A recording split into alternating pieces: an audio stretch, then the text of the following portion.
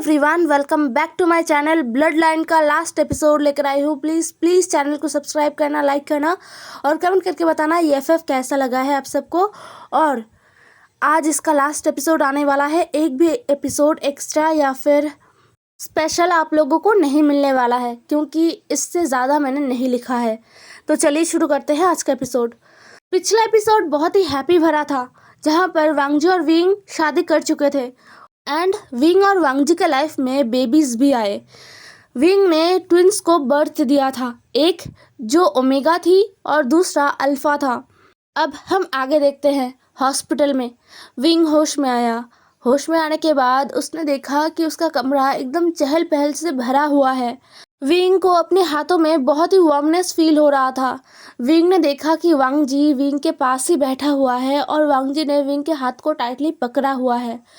वांगजी wing के पास बैठकर babies को देख रहा था, जो बाकी लोग उसे खिला रहे थे। मतलब बेबीज के पास मिंग्याओ, शिचनगा, अंकल, निये होएसांग, निये मिंजू ये सभी थे और वो बेबीज के साथ खेल रहे थे।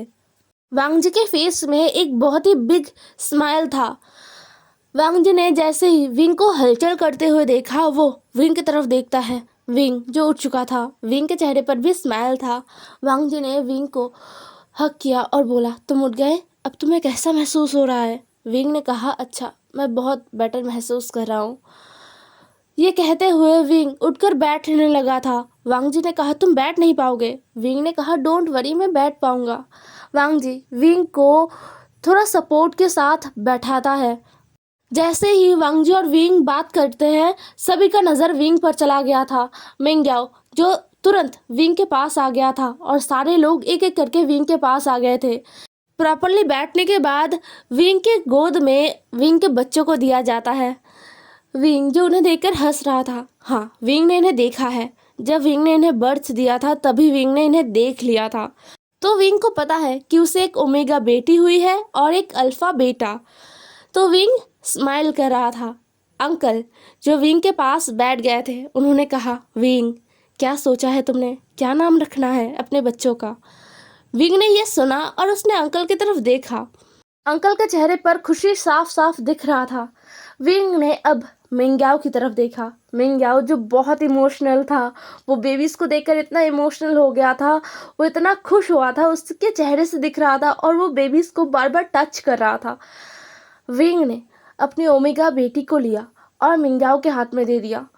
विंग कहता है, गगा आपको क्या लगता है मैं दो बच्चों को कैसे संभालूंगा? आप अपनी बेटी को संभालिए।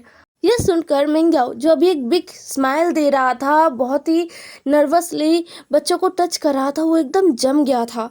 और विंग उसके गोद में उसकी जो ओमेगा बेटी है ना, उसे दे रहा था। मिंग्याओ उसे पकड़ भी नहीं पा रहा था। शिचनगा ने उस बेबी को पकड़ा। शिचनगा भी बहुत शॉक्ड थे विंग के बातों को सुनकर। अंकल को लगा कि विंग शायद ऐसे ही बोल रहा है, क्योंकि ये नॉर्मल है ना कि एक फैमिली में अगर एक बच्चा हुआ तो वो बच्चा सबका कहलाता है। सब उसके ऊपर उतना ही हक रखते हैं जितना उस बच्चे के पेरेंट्स रखते हैं। तो अंकल को लगा विंग उसी हिसाब से बोल रहा है कि आपकी बेटी। बट विंग उसका तो ऐसा कोई मतलब था ही नहीं। वांगजी विंग क्या कहना चाह रहा है वो समझ चुका था, इसलिए वो शांति से मिंग्याओ को देख रहा था। विंग ने सभी को देखा, सभी हैरानी से विंग को देख रहे थे। फिर विंग कहता है, शिचनगा आप जल्द से सारा प्रोसीजर करिए। ये कहते हुए विंग ने मिंग्याओ के आंखों में देखा, जहाँ पर आंसू थे। विंग जो मिंग्याओ को अपने पास बुलाता है और मिंग्याओ के आंसुओं को पोंछते हुए मिंग्याओ को गले लगाता है और कहता है, गगा क्या आप खुश नहीं हो? क्या आपको बेटा चाहिए तो आप ले सकते हो। मिंग्याओ ने विंग को टाइटली पकड़ा और मिंग्याओ फूट फूट कर रोने लग गया था। वो इतने जोर जोर से रो रहा था कि उस पूरे रूम में गूंज रहा था। शिचनगा जो खुद भी बहुत इमोशनल थे। मिंग्याओ रोते हुए कहता है, नहीं मैं खुश हूँ, मुझे बेबी गर्ल ही चाहिए। यह सुनकर विंग स्माइल कर रहा था। अंकल जो शॉकिंगली विंग को देख रहे थे। अब मिंग्याओ को भी याद आया कि अंकल यहाँ पर है, वो क्या सोच रहे होंगे। इसलिए मिंग्याओ विंग से अलग होता है और विंग को समझाते हुए कहता है, विंग बेबी तो हमारे साथ ही रहेंगे ना, तो उसमें लीगली कुछ करने का ज़रूरत नहीं है।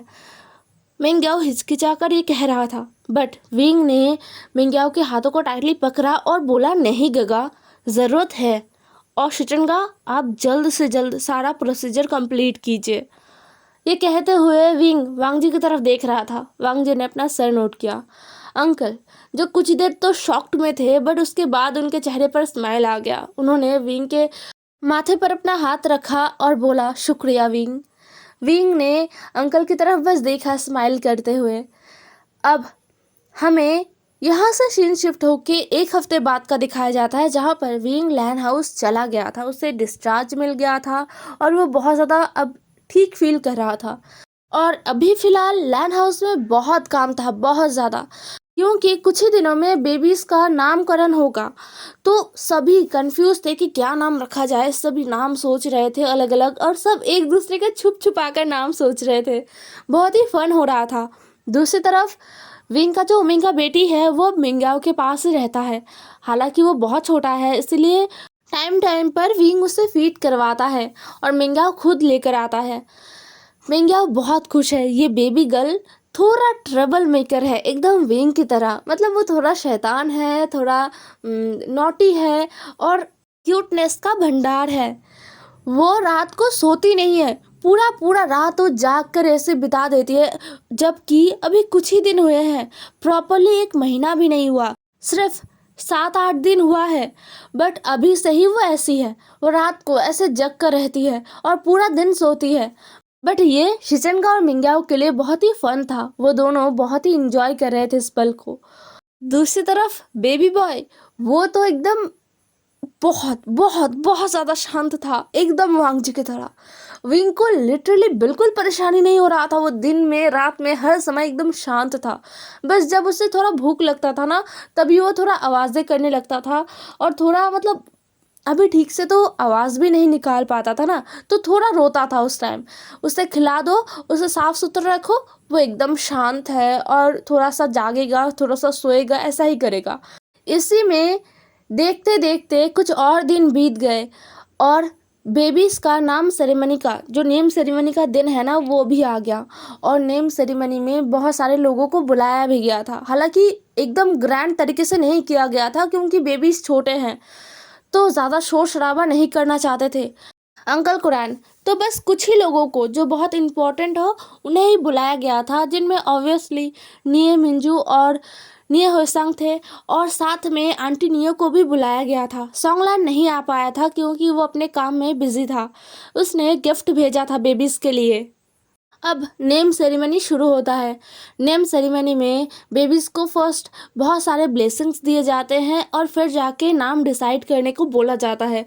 सभी के पास नाम थे, इसलिए सबने डिसाइड किया कि एक एक चिरकुट में वो अपना अपना नाम लिखेंगे और फिर एक साथ दे के एक लकी ड्रॉ जैसा ना वैसा कुछ कराया जाएगा। देखा जाएगा कि कौन सा नाम आता है बेबी के लिए। ये सबसे अच्छा तरीका है, क्योंकि अगर ऐसे ही रैंडमली किसी से पूछ लिया जाए तो कोई और नाराज़ हो सकता है। इसीलिए ये किया गया था। सब ने अपना मनपसंद नाम लिखा और एक साथ लेकर आए। फिर उन चिरकुट को अच्छे से एकदम हिलाकर एक साथ मिलाया गया और वहाँ से 2 चिरकुट को उठाया गया, जिनमें सच में एक बेबी के लिए नाम उठा था, बेबी गर्ल के लिए, और दूसरा बेबी बॉय के लिए। तो उन्हें दोबारा अलग से कुछ उठाना नहीं पड़ा और दोनों नाम ही इतना खूबसूरत थे। अंकल कुरैन जो बहुत ही ज़्यादा स्माइल कर रहे थे, क्योंकि उनका एक नाम वहाँ पर उठा था जो उन्होंने आयुआन के लिए लिखा था। हाँ, बेबी बॉय का नाम लैन आयुआन है, जो अंकल कुरैन ने रखा है। ये नाम उन्हें बहुत पसंद था और उन्होंने शुरुआत से ये सोच कर रखा था कि इसका नाम तो यही होने वाला है। लेकिन बेबी गर्ल के लिए जो नाम लिखा था वो नहीं आया, किसी और का नाम आया है जो बहुत ही प्यारा है। वो नाम था लैन शिया। शिया नाम सुनकर विंग बहुत एक्साइटेड हो गया था। उसने कहा, ओ माय गॉड, ये नाम किसने डिसाइड किया? ये नाम तो शिचनगा के नाम से मेल खा रहा है। ये बहुत अच्छा है। यह सुनने के बाद सभी एक्साइटेड हो गए थे कि ये नाम लिखा किसने है। ये नाम वांग जी ने लिखा था बेबी गर्ल के लिए। वांग जी ने बस अपना सर ऐसे झुका लिया था। विंग समझ गया था। विंग ने कहा, ओ माय गॉड लंजा, ये तो बहुत अच्छा नाम है, तुम अपना सर क्यों झुका रहे हो? वांग जी अपने ब्रदर की तरफ देख रहा था, शिचनगा, जो सच में बहुत इमोशनल हो गए थे। उन्हें ये नाम बहुत पसंद आया है और मिंग्याओ को भी बहुत पसंद आया है। तो बेबीज़ का नाम यही रखा गया। ओमेगा बेबी गर्ल का नाम लैन शिया और अल्फा बेबी बॉय का नाम लैन आयुआन रखा गया। नेम सेरेमनी खत्म होने के बाद लैन हाउस में लैन फैमिली के लोग मतलब अंकल कुरैन, वांग जी, शिचनगा, मिंग्याओ, विंग, दो बच्चे और साथ में निये फैमिली के लोग मतलब निये मिंजू, निये होएसांग और आंटी निये थे। आंटी निये जो बेबीज को टेक केयर कर रही थी वहाँ पर बैठकर, और वांग जी का सेक्रेटरी वो भी वहाँ पर था। अब निये मिंजू जो कुछ कहना चाह रहे थे, उनका एक्सप्रेशन थोड़ा स्टिफ था। हालांकि थोड़ी देर पहले वो बहुत खुश थे बट अभी वो सीरियस लग रहे थे। इसलिए विंग ने पूछा, गगा क्या हुआ है, कुछ गलत है क्या? निये मिंजू कहते हैं, विंग गलत तो है। मुझसे छुप छुपा कर डेट किया जा रहा था और मैंने रंगे हाथों पकड़ा है। ये सुनकर विंग हैरान हो गया था। उसने पहले मतलब उसे समझ नहीं आया। उसने कहा, क्या, किसने? विंग के बातों को सुनकर निये मिंजू निये होएसांग की तरफ देख रहे थे। अब सभी का नजर निये होएसांग पर था। यहाँ पर बस निये होएसांग अकेला नहीं है जो अपना सर झुकाकर बैठा हुआ है। वांग जी के पीछे शुयांग भी अपना सर झुकाकर खड़ा हुआ है। उसे तो ऐसा लग रहा है कि बस वो भाग जाए यहाँ से। उसे बहुत डर लग रहा था। निये मिंजू गुस्से से कहते हैं, अब बस बहुत हो गया। मुझे ऐसे छुप छुपा कर रिलेशनशिप बिल्कुल पसंद नहीं है। अगर तुम किसी से प्यार करते हो और अगर वो इंसान भी तुमसे प्यार करता है तो मेरे सामने आओ और मुझसे कहो कि तुम दोनों एक दूसरे से प्यार करते हो, एक साथ रहना चाहते हो। बट होएसांग तुम चुप हो, कुछ नहीं कह रहे, किससे डेट कर रहे हो ये भी नहीं कह रहे हो। तो फिर मैंने कुछ डिसीजन लिया है। ये कहते हुए निये मिंजू विंग की तरफ देखते हैं और कहते हैं, विंग मैंने होएसांग के लिए एक लड़का देखा है और अगले 15 दिनों में मैं उसका शादी करवा दूंगा। सुनकर कोई कुछ कह पाता उससे पहले होएसांग उठकर खड़ा हो गया। उसने कहा, क्या आपने ऐसा कुछ नहीं कहा था गगा, अचानक से? निये मिंजू कहते हैं, अचानक से ही मैंने ये डिसाइड किया है। अब निये होएसांग रोने लग गया था। उसने कहा, नहीं गगा ऐसा मत कीजिए। उसे ऐसे देखकर शुयांग से रोका नहीं गया खुद को, वो भी सामने आ गया। वो एकदम निये मिंजू के पास घुटनों पर बैठ गया। उसने कहा, आई एम सॉरी सर, मुझे आपके पास आना चाहिए था। मैं बहुत डर गया था और मुझे लगा कि आप हमें एक्सेप्ट नहीं करेंगे। मैं निये होएसांग से बहुत प्यार करता हूँ एंड आई प्रॉमिस कि मैं उसे अच्छे से रखूँगा। प्लीज़ आप उसका दूसरी जगह पर शादी फिक्स मत कीजिए, हम दोनों एक दूसरे से प्यार करते हैं। यह सुनकर वहाँ पर सभी हैरान हो गए थे। वांग जी, विंग, शिचनगा, मिंग्याओ, आंटी निये सभी हैरान हो गए थे। बट निये मिंजू वो बिल्कुल भी हैरान नहीं थे। उन्हें पहले से ही पता था। वो डराना चाहते थे और वो चाहते थे कि ये दोनों सामने आए खुद से, और ये दोनों आ गए सामने डर के। निये मिंजू जो एक गुस्से भरा लुक दे रहे थे बट कुछ ही देर बाद वो हंस रहे थे जोर जोर से। उन्होंने कहा, तुम लोगों को क्या लगता है, क्या मैं इतना बुरा हूँ और मैं अपने भाई का प्यार उससे छीन लूँगा? ये कहते हुए निये मिंजू होएसांग को अपने गले से लगाते हैं और कहते हैं, अगर तुम खुश हो इस रिश्ते से तो मैं भी खुश हूँ, मैं कुछ नहीं कहूँगा। ये सुनकर निये होएसांग इतना खुश हो गया, उसने भी अपने ब्रदर को एकदम टाइटली हग कर लिया था। फिर क्या, उसके 1 महीने बाद निये होएसांग और शुयांग का एंगेजमेंट हो गया था। वो दोनों एंगेज हो गए थे। बट अभी फिलहाल निये होएसांग को अपना स्टडी पूरा करना है, फिर जाके वो शादी करेंगे। तो यहाँ पर एक कपल तो बन गया और दूसरा कपल वो बहुत ही अजीब है। दूसरा कपल हमारा निये मिंजू और जियांग चंग है। हाँ, उनका भी एक किस्सा हुआ था। जिस दिन विंग और वांग जी का शादी हुआ उस दिन मिडनाइट को जियांग चंग बहुत ज़्यादा ड्रिंक कर चुका था। उससे अपना होश ही नहीं था। उस वक्त निये मिंजू जियांग चंग से टकरा गए थे। निये मिंजू जियांग चंग को पहचानते हैं, इसीलिए निये मिंजू को थोड़ा अजीब लगा और गुस्सा भी आया, क्योंकि वो जियांग चंग के हरकतों के बारे में अच्छा खासा जानते हैं और जियांग चंग विंग का भाई है ये भी जानते हैं। बट अभी सभी गेस्ट अपने अपने घर जा रहे थे और इस वक्त जियांग चंग यहाँ पर अकेला घूम रहा है, वो भी ड्रंक हालत में। उसे होश ही नहीं था। जियांग फैमिली कहाँ पर है ये निये मिंजू को नहीं पता। निये मिंजू कुछ देर जियांग फैमिली को ढूंढते हैं बट उसे जियांग फैमिली कहीं नहीं दिखा। इसलिए निये मिंजू डिसाइड करते हैं कि वो जियांग चैंग को उसके घर जियांग हाउस छोड़ने जाएंगे, क्योंकि एक ओमेगा, और इस ओमेगा को निये मिंजू जानते हैं विंग का ब्रदर है, अगर इसके साथ कुछ गलत होता है तो विंग को दुख होगा, इसीलिए निये मिंजू ने डिसाइड किया कि वही छोड़ कर आएंगे। और फिलहाल अभी विंग का शादी कंप्लीट हो गया है तो उनके पास अभी कोई काम नहीं है, तो उन्होंने जियांग चैंग को अपने कार में बिठाया और जियांग चैंग को जियांग हाउस के लिए लेकर गए। आधे रास्ते में जियांग चैंग निये मिंजू के कार में ही बहुत बुरी तरीके से रोना स्टार्ट कर दिया था। जियांग चैंग को ऐसे रोते हुए देखकर निये मिंजू घबरा गए थे, बट वो अपने कार को साइड करते हैं और जियांग चैंग को शांत करने लगते हैं। तब निये मिंजू को रियलाइज़ हुआ कि जियांग चैंग दिल से बुरा नहीं है, ये तो बस संगत का असर है, अपनी मदर का संगत उसे जो मिला है बचपन से उसी का असर है। जियांग चैंग बहुत रिग्रेट कर रहा था, वो बार बार रोते हुए कह रहा था कि वो बिल्कुल भी बुरा नहीं है, वो उतना बुरा नहीं है जितना विंग उसे समझता है, जितना डॉक्टर शिचन उसे समझते हैं। वो तो बस डॉक्टर शिचन को हमेशा अपने सामने देखना चाहता था, पता नहीं क्यों उसने अपनी मदर की बातों को सुना और उसने ये गलत काम कर दिया। वो कभी भी इतना आगे नहीं बढ़ना चाहता था, उसने गलती किया है, उसे इसका पछतावा है। जियांग चैंग बार बार ये बोल रहा था, बार बार कंटिन्यूअसली बोल रहा था और रो रहा था। उस वक्त निये मिंजू ने बहुत ही मुश्किल से जियांग चैंग को शांत किया था और फिर उन्होंने जियांग चैंग को उसके घर छोड़ा था। वो हैरान हो गए थे कि उसके घर में उसकी मदर आ गई थी, मैडम यू, जो जियांग हाउस में आ गई थी, लेकिन उन्होंने अपने बेटे के बारे में नहीं सोचा। उन्होंने जैसे जियांग चैंग को देखा तो वो हैरान हो गई थी, जैसे कि उन्हें पता ही नहीं था कि जियांग चैंग ड्रंक है। उसके बाद जियांग चैंग और निये मिंजू बार बार मिलने लगे। ऐसा नहीं था कि वो फिक्स मिलते थे या फिर एक दूसरे से बात करते थे और फिर मिलते थे, ऐसा नहीं। शायद डेस्टिनी ये चाहता था कि वो दोनों मिले। जियांग कॉरपोरेशन अभी बहुत ज़्यादा लॉस से गुजर रहा था, फिलहाल जो कुछ भी हुआ था उसके वजह से। तो जियांग कॉरपोरेशन अभी बहुत निचले दर्जे में काम कर रहा था, मतलब बहुत छोटे छोटे कंपनीज के साथ काम कर रहा था, उठक बैठक कर रहा था। तो उसी में जियांग चैंग, वो न्यू है तो उसे पता नहीं, वो फंस गया था, वो कुछ गुंडों के बीच फंस गया था। एक मीटिंग हुआ जो निये मिंजू के बार में फिक्स किया गया था, जहाँ पर जियांग चैंग गया था, और वहाँ पर वो कुछ गुंडों के बीच फंस गया। वहाँ पर सारे अल्फ़ा थे और जियांग चैंग वो ओमेगा था।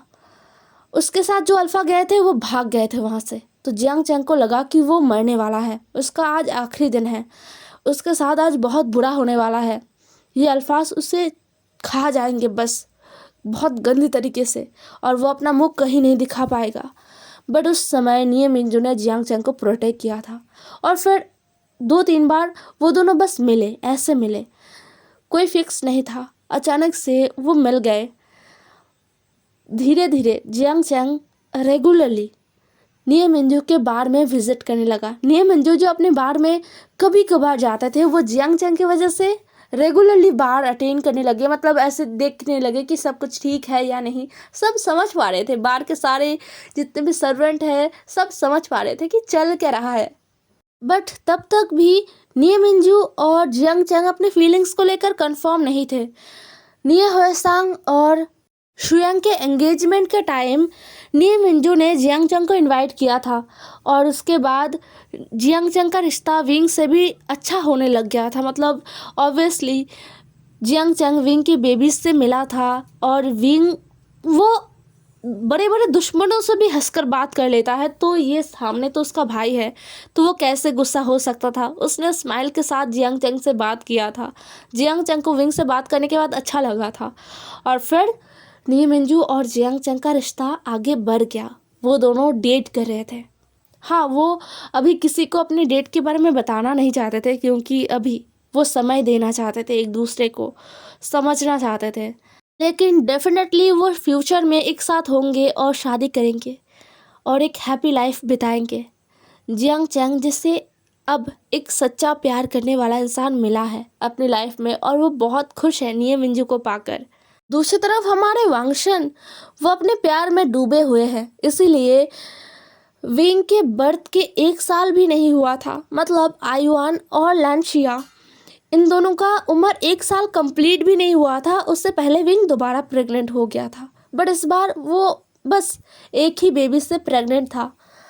इस बार भी उसका देखभाल बहुत अच्छी तरीके से किया जा रहा था और वांगजी भी तो था विंग का टेक केयर करने के लिए। विंग और वांगजी अपनी लाइफ में बहुत हैप्पी हो गए थे। विंग का लाइफ जो अब फुलफिल हो गया था, बेबी, हस्बैंड, एक बहुत बड़ा सा फैमिली जहाँ पर सब प्यार करने वाले हैं, और साथ में विंग अपने करियर पर भी फोकस कर रहा था। वो अपना स्टडी कंप्लीट कर रहा था। उसने अपने स्टडी को नहीं छोड़ा और वांगजी चाहता भी नहीं कि विंग अपने स्टडी को छोड़े। लैन शिया और लैन आयुआन ये अब इतने बड़े हो गए थे कि अब वो थोड़ा थोड़ा बोलना शुरू कर चुके थे। तो लैन शिया फर्स्ट बोलती है और वो मिंग्याओ को ही अपनी मदर बोलती है। जैसे ही उसने ये कहा ना, बस उस लैन हाउस में एकदम खुशी का तूफान उठ गया था। सब इतने खुश हो गए थे और लैन शिया के बोलने के बाद शायद एक दिन बाद लैन आयुआन भी बोलना स्टार्ट कर चुका था और वो ऑब्वियसली विंग को ही अपनी मदर बोल रहा था। लैन शिया और लैन आयुआन धीरे धीरे उठकर खड़े होने लगे थे क्योंकि उनका अभी 1 साल पूरा नहीं हुआ था। तो वो अब बस बैठने सीखे थे, अपने घुटनों से चलना सीखा था और उठकर खड़ा होना सीखा था। प्रॉपरली चलना अभी तक नहीं सीखा। कुछ ही दिनों में वो भी सीख जाएंगे और तब तक विंग का थर्ड बेबी भी आने वाला होगा। यहाँ पर सभी हैप्पी है अपने अपने लाइफ में। इसी के साथ ये एफएफ यहीं पर ख़त्म होता है, ब्लड लाइन। ज़रूर बताना ये एफएफ कैसा लगा है आप सबको। मुझे तो इस एफएफ से प्यार हो गया है बहुत बुरी तरीके से, और मुझे बुरा लग रहा है कि ये ख़त्म हो गया है। बट कोई नहीं, हर एक चीज़ को चाहे वो अच्छा हो या बुरा, उसे एक ना एक दिन ख़त्म होना ही होता है। तो ये एफएफ भी ख़त्म हो गया और नेक्स्ट एफएफ जल्द आने वाला है। तब तक के लिए बाय बाय।